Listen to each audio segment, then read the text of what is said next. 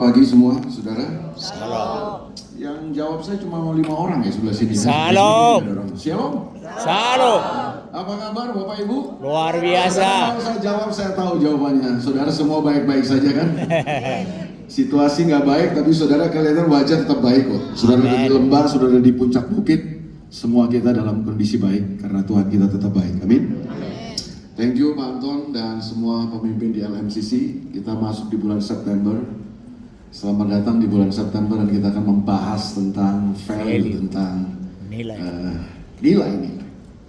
Nah itu sebabnya izinkan saya di kebaktian ini, karena saya dapat kesempatan 2 kali untuk bicara setelah ini dan kebaktian di kebaktian ini dan setelah ini di jam 1. Nah untuk kebaktian ini saya mau membahas kepada saudara tentang manusia nilai versus manusia angka.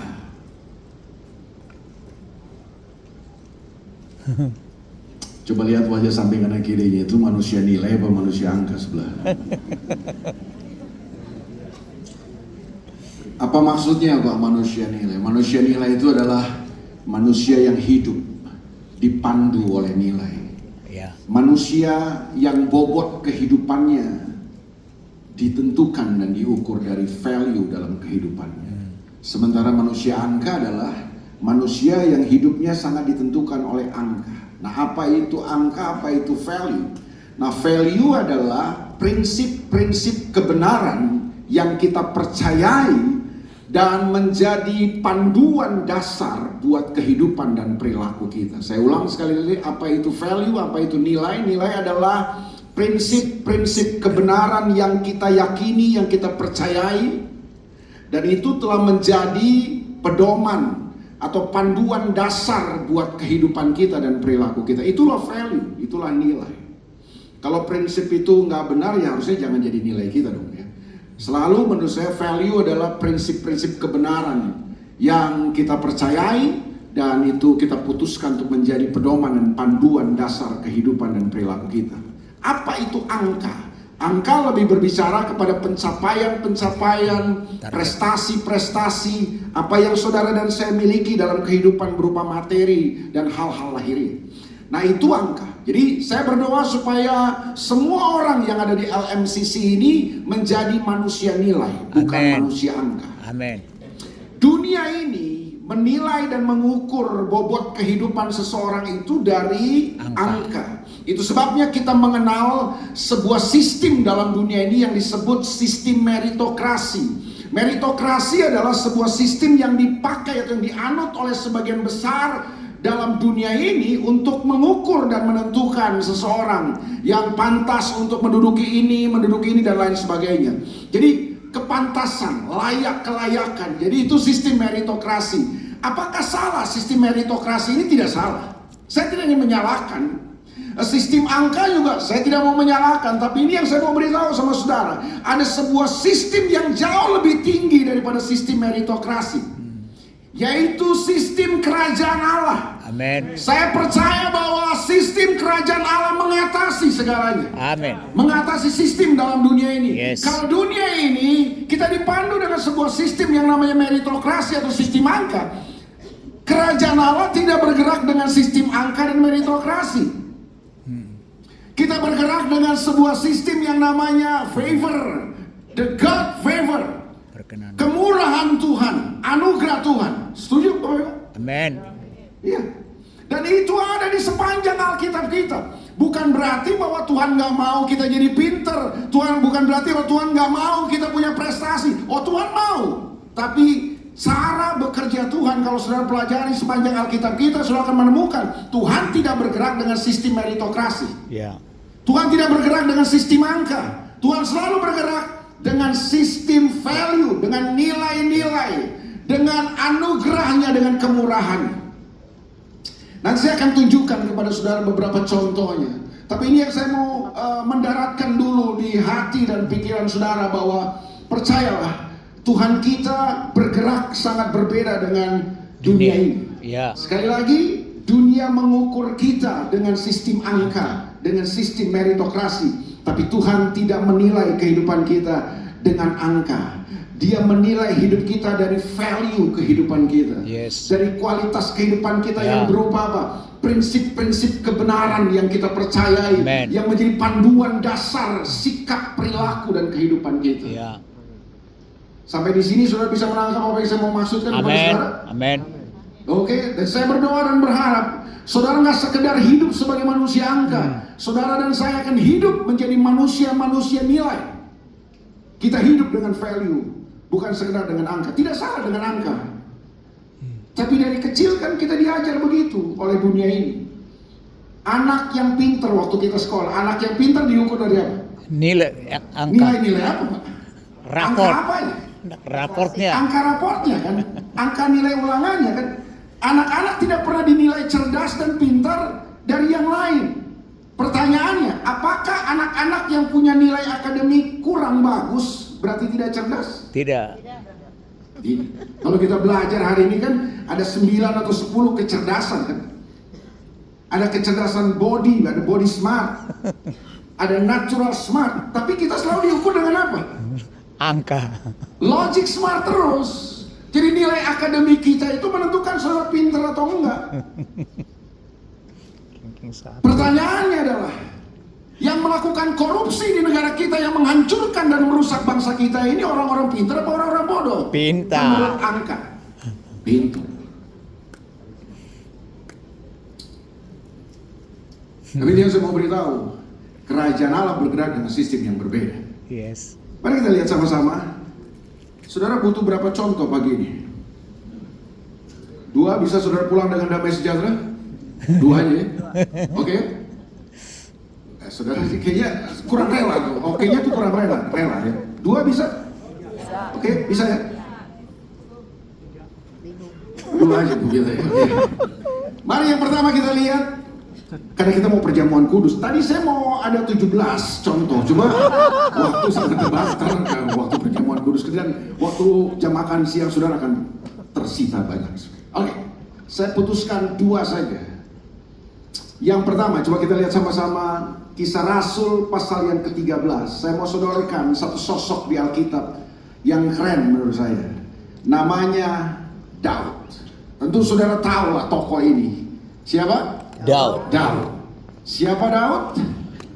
Daud adalah anak daripada Isai, ya. Oke, kita lihat sama-sama Kisah Para Rasul pasal 13 ayat yang ke-22.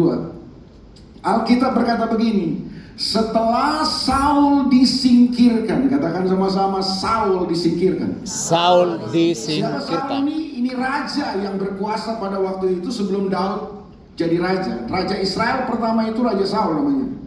Setelah Saul disingkirkan, siapa yang menyingkirkan Saul? Allah. Tuhan yang menyingkirkan Saul. Allah mengangkat Daud menjadi raja mereka. Tentang Daud, Allah telah menyatakan, aku telah mendapat Daud bin Isai, seorang yang Berkenan. berkenan di hatiku. Sama-sama bilang berkenan di hatiku. Berkenan di hatiku. Dan yang melakukan segala kehendakku. Jadi Daud ini statement Alkitab, statement Tuhan sendiri. Ini bukan statement daripada penulis Alkitab. Ini statement daripada Tuhan sendiri yang ditulis oleh penulis Kisah Rasul, yaitu Dr. Lukas. Bahwa statement Tuhan kepada Daud, aku telah mendapatkan, aku telah menemukan Daud, seorang yang hatinya berkenan kepadaku. Di dalam Alkitab, saudara tidak banyak menemukan orang yang Tuhan menyatakan secara langsung bahwa orang ini berkenan kepadaku. Itu cuma Henokh, Daud, dan Yesus. Kalau Yesus ya sudahlah, dia Tuhan, dia Allah kita. Tapi manusia itu cuma 2, Henokh dan Daud. Dan kalau saudara pelajari Alkitab, saudara akan menemukan bahwa orang yang paling banyak ditulis namanya di sepanjang Alkitab setelah Yesus adalah Daud. Dan saudara menemukan, kalau saudara mempelajari Alkitab, bahwa Tuhan Yesus tidak pernah malu dan merasa terhina ketika namanya disematkan dengan nama Daud. Jadi nama Daud disematkan dengan nama Kristus, dimasukkan satu kata sebagai sebuah predikat. Itu Yesus nggak menolak, dan itu orangnya cuma Daud. Yesus jarang disebut anak Abraham, Tapi sering banget kita ketemu di Alkitab, Yesus anak Daud. Ya. Itu sering. Kenapa orang ini jadi spesial? Kenapa Yesus tidak malu disematkan dengan nama orang ini? Apakah orang ini adalah manusia setengah dewa? Bukan. Dia manusia biasa. Dia seorang yang punya titik-titik kelemahan dan kejatuhan juga dalam hidupnya. Tapi orang ini jadi sesuatu yang spesial buat Tuhan. Jadi kalau saya pelajari Alkitab, setiap kali Daud namanya disebut, Tuhan tuh meleleh. Kalau istilahnya sekarang, Tuhan tuh gak tahan kalau sama Daud. Sekali lagi, bukan karena dia manusia setengah dewa tanpa cacat dan celah. Banyak kesalahan Daud. Tapi saya mulai menemukan, ya, ini orang spesial banget. Ini orang istimewa banget di hati Tuhan, ya kan? Betul gak sih, saudara? Yes. Bahkan Alkitab memberi Daud, menjadikan Daud sebagai standar daripada raja-raja Israel dan raja-raja Yehuda. Kalau saudara baca Alkitab, saudara akan mengerti bahwa gini, kalau ada raja Israel yang jahat, selalu statement Alkitab begini, Raja A melakukan apa yang jahat di mata Tuhan, tidak seperti Daud bapa leluhurnya. Kalau ada raja yang berbuat baik, maka statement Alkitab begini, Raja B melakukan apa yang baik di mata Tuhan seperti Daud bapa leluhur. Jadi Daud menjadi standar. Loh, ada apa dengan orang ini? Mari sama-sama kita coba bongkar sedikit kehidupan orang ini. Menurut saudara, secara sistem meritokrasi, orang ini pantas ya? Pantas gak jadi raja? Tidak. Ayo coba kita bongkar sama-sama. Siapa Daud? Daud anak seorang yang sederhana. Bapaknya bukan orang kaya, bapaknya bukan konglomerat. Saul siapa? Saul anak orang kaya. Siapa Saul? Saul orang tergagah di seluruh Israel. Alkitab bilang tidak ada pemuda yang lebih gagah daripada Saul. Di seluruh Israel, perawakan, tampang, dan kegagahan Saul itu melebihi semuanya. Pakai sistem meritokrasi masuk? Tidak. Masuk dong. Masuk. Masuk dong. Saul masuk secara sistem meritokrasi. Secara angka masuk Saul. Jadi raja. Ya. Tapi Daud, ya ampun, Daud ini anak orang sederhana.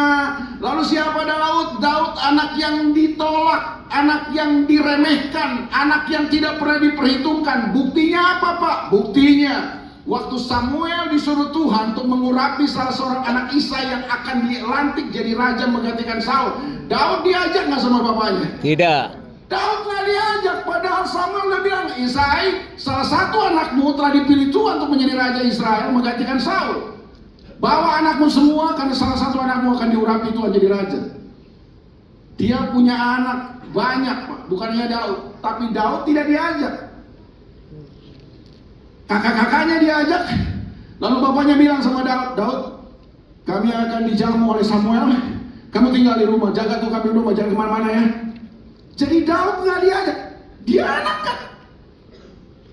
Ada penafsir-penafsir Alkitab memang yang menafsirkan bahwa kemungkinan besar, ini penafsiran dari banyak penafsir Alkitab, kemungkinan besar memang Daud ini anak hasil hubungan gelap bapaknya. Karena Daud pernah menuliskan sebuah kalimat dalam Mazmurnya, dalam dosa aku dikandung oleh ibuku, dalam kesalahan aku diperanakan. Dari situ kemudian penafsir Alkitab mengatakan bahwa jangan-jangan ini Daud ini memang adalah anak hasil hubungan gelap Isai dengan perempuan lain. Jadi makanya Daud tidak pernah diperhitungkan di keluarganya. Daud dianggap sebagai ya anak Isai, tapi ya anak yang bukan terlalu inti. Makanya kemudian kakak-kakaknya masuk camp militer Raja Saul, jadi prajurit-prajurit tentara Israel. Daud jadi apa? Gembala. Jadi gembala. Kambing domba milik bapaknya. Dulu saya pikir 100.000 ekor, cuma 2 ekor. Kalau 2 ekor mah suruh orang lain aja, Pak, betul nggak? Betul. Tapi Daud, kakak-kakaknya nggak pernah disuruh ngembalain kambing domba milik bapaknya. Daud yang disuruh. Ini anak ditolak, ini anak diremehkan. Usianya berapa, Pak? Baru 16 tahun Pak, 15-16 tahun. Ini kalau ada anak remaja sekarang ya diperlakukan begini sama keluarganya nih, geng motor dia langsung, atau narkoba langsung, betul nggak sih? Kan saya ketemu banyak, saya ini banyak anak muda kan, wah hidupnya hancur jadi geng motor, nakal, berandalan, narkoba. Kalau ditanya di konseling, keluarga saya tidak perhatikan saya, orang tua saya tidak mengasihi saya, tidak sayang, tidak peduli sama saya. Banyak yang begitu. Loh, pertanyaan saya, Daud bisa jadi anak yang hancur? Bisa. Dia anak yang gak pernah dipedulikan sama keluarganya, gak dianggap, gak masuk hitungan, diremehkan. Waktu Tuhan mau mengalahkan seorang raksasa Filistin yang bernama Goliat, siapa yang Tuhan pakai? Daud. Siapa Daud? Prajurit? Tidak. Nggak ada. Daud datang ke medan pertempuran itu, kalau sudah baca ceritanya, itu bukan maksudnya mau perang, Pak. Betul nggak sih, Suri? Daud datang ke medan pertempuran memang mau ngalahin Goliat? Enggak. Dia datang ke medan pertempuran ngapain, Suri? Disuruh sama bapaknya, suruh bawa makanan buat kakak-kakaknya yang jadi prajurit yang sedang bertempur di medan pertempuran. Daud maksudnya. Kan masa kan nggak susah dong kalau kan kalau Daud ya panggilnya apa coba kalau Daud? Lah ya kan udah yang paling benar itu, masa kan enggak. Bapaknya bilang gini sama Daud, nih kakak-kakak lu kan lagi jadi prajurit, lagi perang nih bangsa kita nih. Mungkin kakak kita ya ada sih makanan dari negara, pasti ada, cuma supaya dia lebih semangat, lebih kuat, lu bawa ini makanan. Dia datang ke medan pertempuran itu cuma jadi pesuruh untuk nganterin bekal, nganterin makanan buat kakak-kakaknya yang lagi di medan pertempuran. Saya pernah baca kisah itu? Ya. Saya mulai curiga ada beberapa. Baca lah nanti. Waktu dia sampai di medan pertempuran, wah langsung Raja Saul sama prajurit, wah luar biasa. Ini pahlawan kita, mari kita sambut gitu. Tidak. Enggak. Diapain dia? Diremehkan. Diomelin, dimarahin. Kakak-kakaknya bilang, hei, anak kecil, anak kemarin sore, ngapain lu datang ke sini? Lu ngerecokin kita lagi perang, udah tahu kita lagi perang nih. Ini lawan kita nggak main-main nih, gue lihat nih. Lu datang-datang ke sini ngerecokin. Dia diremehkan lu, dia ditolak lu. Karena memang dari potongan dan jahitan nggak ada dampak. Jangankan jahitan, potongan aja nggak ada, Pak. Tapi pertanyaan saya, apakah Tuhan memakai Raja Saul? Tidak. Apakah Tuhan memakai prajurit-prajurit Raja Saul Tidak. untuk mengalahkan raksasa Goliat itu? Tidak. Sesuai dengan sistem meritokrasi. Tidak. Daud punya catatan apa dalam medan pertempuran? Ini Goliat, Pak. Track recordnya, prestasinya, pencapaiannya. Jangan remehkan, Pak. Ini prajurit bangsa Filistin yang tidak terkalahkan, Pak. Dia punya senjata luar biasa, lengkap, Pak. Persenjatanya lengkap. Makanya waktu Daud maju, Pak, Goliat bilang apa? Anjing ke aku sehingga kau mendatangi aku dengan tombak dan lembing. Kalau anak sekarang itu emang anjing loh. Itu saking gini loh, Goliat itu meremehkan kan. Karena itu yang saya bilang, dari sistem meritokrasi, dari sistem angka, Daud nggak masuk, Pak, hitungan. Daud bawa senjata apa? Cuma tongkat, ketapel. Makanya Goliat bilang, anjing ke aku sehingga kau mendatangi aku dengan tongkat. Tapi Daud bilang apa? Aku datang. Engkau boleh mendatangi aku dengan tombak dan lembing, tapi hari ini aku mendatangi kamu dengan nama Tuhan semesta. Amen. Daud nggak punya apa-apa. Daud nggak punya catatan-catatan perang yang hebat. Dia bukan seorang prajurit, dia cuma gembala ngangon kambing domba. Itu pun milik bapaknya. Dari pengalaman, dari track record, dari catatan prestasinya nggak masuk, Pak. Tapi itu yang saya bilang, Tuhan bergerak dengan sistem yang berbeda dengan dunia ini. Yes. Filistin dipermalukan, Goliat tumbang, bukan dengan seorang yang punya catatan pencapaian dan prestasi yang hebat, tapi oleh siapa? Daud. Seorang anak muda yang tidak pernah diperhitungkan. diremehkan.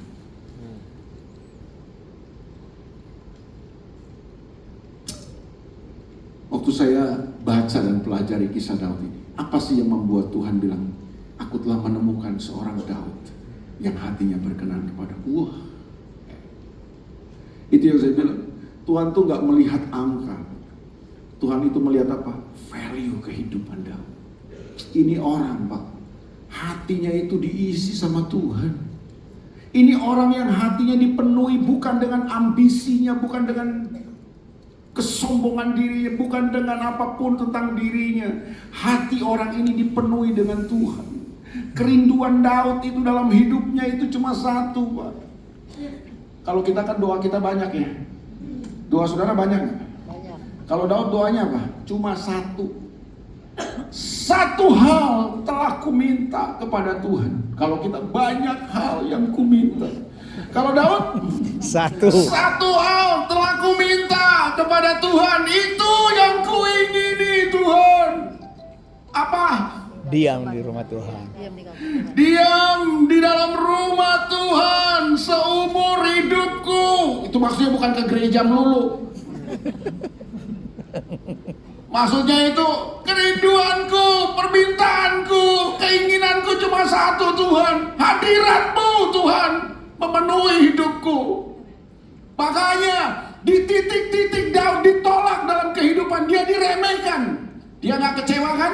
Dia gak kepahitan kan? Kenapa? Karena hatinya dipenuhi oleh hadirat Tuhan, oleh Tuhan, bukan oleh dirinya sendiri. Waduh, kalau hidup saudara cuma dipenuhi dengan dirimu sendiri, hatimu cuma dipenuhi dengan dirimu sendiri, kepentinganmu sendiri, yakin kau pasti kecewa, kepahitan kalau jadi Daud. Betul gak saudara? Tapi Daud berkata, yang kuingini cuma Engkau Tuhan. Sekalipun dagingku dan hatiku habis lenyap, Engkau bagianku selama-lamanya. Amin. Keren Daud. Makanya Tuhan bilang, aku telah menemukan seorang hati yang berkenan kepada, bukan prestasi dan pencapaian, tapi Tuhan melihat ada sebuah kualitas nilai hatinya yang luar biasa sama Tuhan. Di tempat-tempat dia dibuang dan ditolak. Tuh itu saya bilang, kalau anak-anak muda zaman sekarang mengalami kayak gini kayak Daud, mungkin itu jadi berandalan. Tapi Daud keren memang. Dia ditolak, dia dibuang oleh keluarganya, dia gak dianggap oleh keluarganya. Tapi di tempat-tempat dia ditolak, diremehkan, tidak dipedulikan, tidak diperhitungkan oleh keluarganya. Hati Daud itu sama Tuhan, dia dipenuhi hatinya dengan Tuhan, hadirat Tuhan. Itu yang membuat dia gak melakukan hal-hal yang menghancurkan dan merusak dirinya. Di tempat-tempat penggembalaan kambing domba milik bapaknya itu, tempat-tempat dia dibuang dan diremehkan, dia angkat hati sama Tuhan dan berkata, Tuhan adalah gembalaku, takkan kekurangan aku. Keren. Makanya Tuhan, aku telah menemukan seorang yang hatinya berkenan. Hatimu dipenuhi apa hari ini?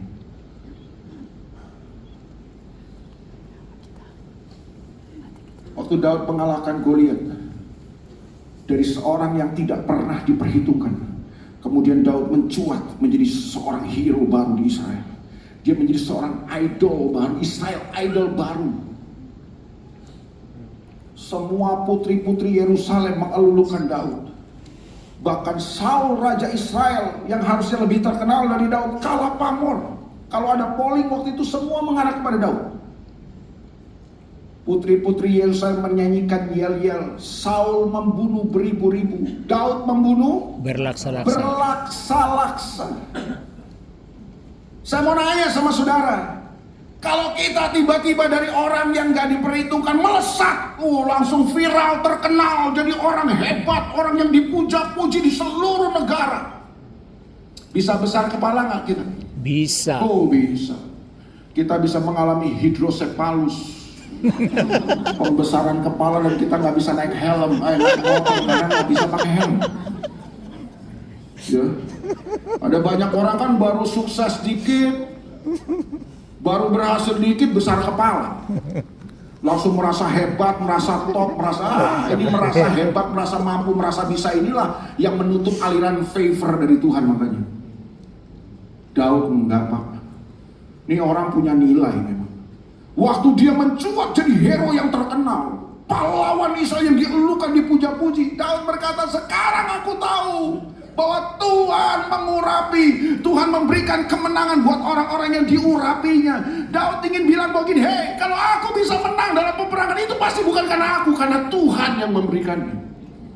Daud sadar bahwa semua kemenangan dalam peperangannya itu bukan karena dia bisa, bukan karena dia hebat, tapi semua karena Tuhan. Amin. Makanya saudara lihat ya, tidak ada raja yang punya catatan selama dia memerintah tidak pernah kalah dalam perang. Itu Daud. Kasih tahu sama saya ayatnya, Daud pernah kalah? Gak pernah. Dalam semua medan pertempuran yang dia hadapi, Daud selalu berhasil menang, Pak.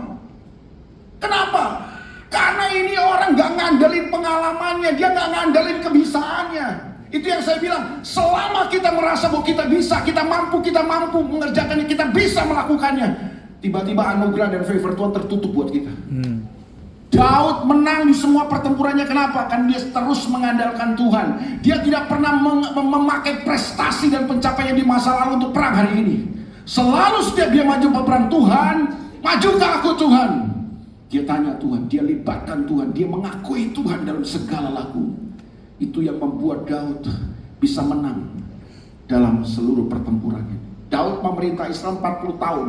7 tahun di Hebron, 33 tahun di Yerusalem. Selama 40 tahun pemerintahan Daud tidak pernah mengalami kekalahan satu kali pun. Sampai prajurit-prajuritnya Daud, orang-orangnya Daud ini, anak buahnya Daud itu bosan menang. Nih, percakapan mereka ya kalau lagi ngumpul-ngumpul, kapan kita kalah ya? Kita menang terus ini. Jadi mereka nggak pernah mengalami rasa kekalahan itu. Itu karena Daud hebat? Bukan. Karena Daud punya value, punya nilai. Amin. Amin. Amin, saudara. Amin. Bahkan ketika Daud jatuh, pernah jatuh kan ya? Pernah Jatuh ya. Opleset jatuh, ya kan? Di titik kejatuhannya. Ini orang kalau jatuh begini mah udah terintimidasi, tertuduh, wah udah down, putus asa. Tapi Daud beda. Waktu dia jatuh, ditegur sama Nabi Nathan, Daud, kamu telah berdosa, melakukan kesalahan yang besar di hadapan Tuhan. Oh, Daud bertobat, dia nangis, diakui sama Tuhan, aku telah berdosa di hadapanmu Tuhan. Tapi tolong Tuhan, jangan ambil rohmu daripadaku Tuhan. Kau boleh ambil tahtaku, kau boleh ambil istanaku, kau boleh ambil semuanya Tuhan, tapi tolong jangan ambil rohmu daripadaku. Keren kan nih orang kan? Kau boleh buang aku dari tahtaku, kau boleh buang aku dari istanaku, tapi tolong Tuhan jangan buang aku dari hadapan hadiratmu. Karena Daud tahu tanpa hadirat Tuhan semuanya nggak ada apa-apanya, nothing dia. Ini orang luar biasa, makanya nggak heran kalau Tuhan bilang, aku telah menemukan seorang yang hatinya berkenan kepada. Hatimu hari ini penuh dengan apa? Contoh yang kedua, yang terakhir. Tadi saya janji 2 kan? Pernah baca hidup seorang yang bernama Musa? Yes. Musa pernah bisa baca? Yes. Bacalah. Musa itu hidup 120 tahun. Dan kehidupan 120 tahun Musa itu dibagi 3 babak. 40 tahun pertama, 40 tahun kedua, dan 40 tahun ketiga. Betul ya saudara? Iya. 40 tahun pertama, Musa itu merasa hebat. Karena dari sistem angka dan sistem meritokrasi dalam dunia ini, dia punya semua yang dibutuhkan dengan sistem angka dan sistem meritokrasi. Dia pantas, dia layak. Siapa Musa? Dia seorang Ibrani, tapi dari sejak kecil dia diangkat anak oleh putri Firaun. Dia ini seorang pangeran Mesir. Mesir waktu itu adalah sebuah kerajaan adidaya yang berkuasa, kerajaan besar, hebat, sumber pengetahuan, sumber politik, semua di situ, saudaraku. Dan Musa sebagai pangeran Mesir tentu dididik dengan ilmu-ilmu pengetahuan Mesir yang hebat, dengan filsafat yang hebat, public speaking yang hebat. Makanya Kisah Rasul bilang Musa adalah seorang yang cakap dalam perkataan dan perbuatan. Oh, kalau Alkitab bilang dia cakap dalam perkataan dan tindakan perbuatan, ini masih cakap, dia hebat memang, pangeran kok. Dan buktinya waktu dia keluar, saudaraku, dia melihat bangsa Israel sedang ditindas oleh prajurit Mesir. Sekali hajar, Pak. tewas prajurit Mesir. Itu kalau nggak punya kehebatan nggak bisa, Pak. Betul ya, Saudara? Iya. 40 tahun pertama dalam hidup Musa, secara sistem meritokrasi masuk, Pak? Masuk. Untuk dia jadi pemimpin Israel? Masuk. Masuk nggak? Masuk. Masuk. Kalau pakai sistem angka masuk? Masuk. Nih, seandainya saudara nyari pemimpin bangsa Israel, masuk nggak Musa? Masuk. Masuk. 40 tahun pertama masuk. Buat Tuhan? Nggak masuk. Makanya Tuhan nggak pakai Musa di 40 tahun pertama. Terus apa yang dilakukan Tuhan buat Musa? Tuhan hancurin dulu Musa. Buang. Semua kebanggaannya, semua yang dia rasa kehebatan, kemampuannya dihabisin dulu sama Tuhan. 40 tahun kedua hidup Musa, Tuhan bawa dia jadi seorang buronan, seorang pelarian, pergi ke padang Midian jauh dari Mesir. Tinggal sendirian, ketemu jodohnya, dan dia kemudian numpang sama mertuanya. Ya ampun, pangeran Mesir yang biasa hidup dengan gelimang kemewahan, pangeran, calon pemimpin masa depan, hidup numpang sama mertua, nggak punya apa-apa. Terus ilmu pengetahuan Mesir yang dia selama ini pelajari, prestasi-prestasi dan pencapaiannya berguna nggak di padang Midian? Tidak. Nggak berguna, orang cuma nganggon kambing domba. Nggak kepake semua itu. Orang Jawa bilang Musa mendelosor. Musa habis-habisan, saudara. Dibuat Tuhan kayak begitu Musa tuh. Gak ada satupun yang dia bisa banggakan selama ini yang dia punya. Pakai sisi meritokrasi yang dia punya nih, kepake, Pak. Sampai di ujung 40 tahun kedua itu, saudara tahu bagaimana Tuhan memakai Musa? Waktu Musa udah tiarap kayak begini, waktu Musa udah gak ada yang dia bisa banggakan lagi daripada semua kemampuan, prestasi dan pencapaiannya, Tuhan baru bilang, ini orang baru bisa gua pakai nih. Selama Musa masih merasa bisa dan mampu dengan semua sistem angka dan meritokrasi yang dia miliki, memenuhi syarat, Tuhan gak bisa pakai orang ini. Waktu dia nol, zero, gak punya apa-apa, gak ada yang dia bisa banggakan, di situ Tuhan bilang, ini orang bisa saya pakai. Satu kali dia sedang ngangon kambing domba, tiba-tiba dia terkejut. Kenapa? Karena ada sebuah penglihatan, sebuah pemandangan yang membuat Musa takjub. Pemandangan apa itu, saudaraku? Penglihatan apa itu? Ada sebuah semak belukar yang menyala. Sudah pernah ke Israel? Ini sayang MSMC nggak jadi ya Pak Antoni. Nanti kapan-kapan kalau LMCC ada program, ikut. Kita sudah ke sana ngelihat. Itu tandus padang Midian itu nggak ada apa-apa.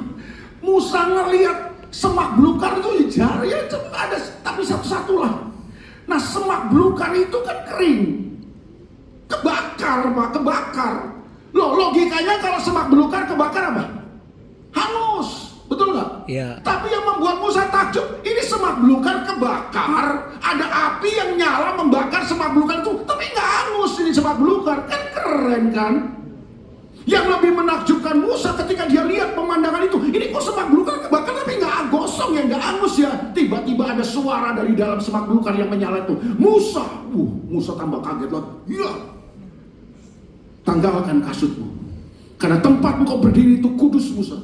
Akulah Tuhan. Aku adalah aku Tuhan yang akan mengutus kamu. Ada Tuhan di dalam semak belukar itu. Musa langsung sujud. Dan disitulah Tuhan bilang ini, Musa, aku akan pakai engkau untuk membebaskan bangsaku. Apa pelajaran dari semak belukar yang menyala itu? Apa pesan Tuhan buat Musa di situ? Musa, kamu itu persis semak belukar ini, gak ada artinya. Tapi yang bisa membuat semak belukar ini menjadi sesuatu yang menakjubkan itu apa? Tuhan. Bukan karena dia semak belukar, tapi karena semak belukar ini ada api dan ada Tuhan di dalam. Amen. Itulah yang membuat semak belukar menjadi sesuatu yang menakjubkan. Musa, hidupmu itu kayak semak belukar yang membuat kau menakjubkan bukan apa yang kamu miliki, tapi kalau ada Tuhan dan hadiratku disitulah, itu yang membuat hidupmu jadi berarti. Amen. Amen. Wah, 40 tahun ketiga hidup Musa. Keren nggak? Ya. Wah, Musa angkat tongkat, seluruh daratan Mesir gelap gulita. Dia angkat tongkat, lalat belalang. Wah, dia angkat tongkat, dia sentuh sungai ini semua jadi darah. Dia angkat tongkat, laut merah terbelah, Pak. Dia sentuh bukit batu di padang gurun, bukit batu keluar air. Musa menyaksikan sesuatu yang menakjubkan di 40 tahun terakhir hidupnya. Kenapa? Ada Kan Tuhan. itu yang saya bilang, Musa dapat anugerah dan favor dari Tuhan. Amin. Selama kita merasa bisa, selama kita merasa mampu dengan apa yang kita miliki, percayalah, ada aliran anugerah dan favor yang Amin. bisa terstop dalam hidup kita. Yes. Bagaimana supaya aliran anugerah dan favor itu terus mengalir dalam hidup saudara? Miliki nilai dalam hidupmu, Amin. bukan sekedar pencapaian dan prestasi. Oh, tidak salah dengan pencapaian dan prestasi, tapi selama engkau merasa bisa, Tuhan gak bisa memakai hidupmu. Tapi di titik engkau berkata, Tuhan, semua karena anugerahmu, semua karena kemurahanmu. Yes. Disitulah Tuhan akan angkat hidupmu dan Amen. memakai hidupmu. Selamat menjadi manusia nilai, bukan sekedar manusia angka. God bless you.